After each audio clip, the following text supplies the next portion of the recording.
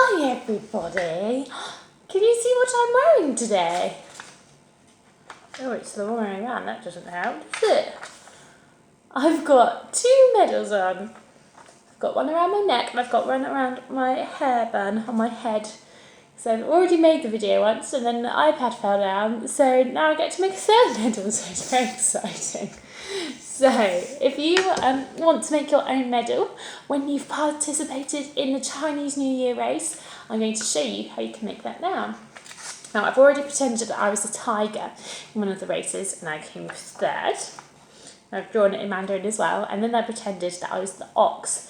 Now, I came second, so there's a number 2 and then Mandarin number 2 as well. So now I'm going to have a go at doing the wrap for number 1. So you'll need some paper, a circular object, some string, some scissors, a hole punch, and some sellotape if you want some. Okay, here we go. So your child can help to find the circular object, and that helps their understanding of space and measure because they're looking for shapes that are a circle, and then you can talk to them about the properties of the shape they're looking for as well. So you can say, oh, we need our circle to have one round curved edge, because that helps them to talk about the properties of the shape at the same time. So once you've found your shape, you put it on your piece of paper and you draw around it using your pen, remembering to use your pincer grip so you've got good control of the pen. So go all the way around like that, and then you put your pen lid back on your pen so the pen doesn't dry out, and then you have to cut it out. So remember, your thumb goes in one hole of the scissors, your second finger goes in the other one, and then your third finger anchors the scissors. So your child can have a go at doing this themselves. This week is really good for them with improving their control over tools. Great. And I'll need to put this in a recycling bin to help look after the planet rather than putting it in a normal rubbish bin. So then you can talk about spiral learning and go back to the learning about oceans and how we shouldn't throw away rubbish in the oceans because it makes the sea creatures poorly. So there's a bit of spiral learning you could do with your child. Now I'm going to have a go at writing number 1 this time. So I'll do a big line going down. I'm going to make it a bit thicker so you can see it properly. There's a little line that comes diagonally down at the top, and there's a long straight line that goes across the bottom. I'm also going to do the Mandarin number for 1, so it's the 1 straight line, Mandarin number 1.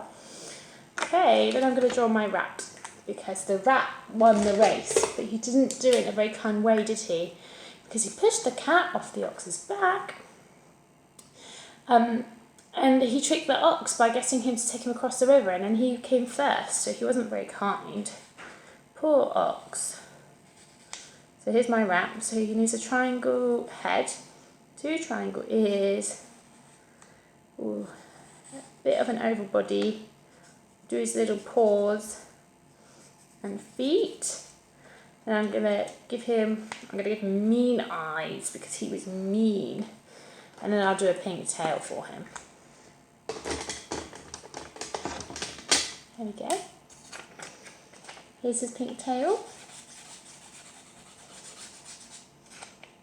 I'm going to then draw some spiral patterns just to make it look a bit more like a celebration of Chinese New Year on my medal at the same time. So this is good for your child's mark making practice because they can have a go at making these shapes themselves. I drew the river on my other 2 medals, but the rat didn't actually go across the river. He cheated and went across the ox's back. So I could draw the top of the ox's back if I wanted to, like that.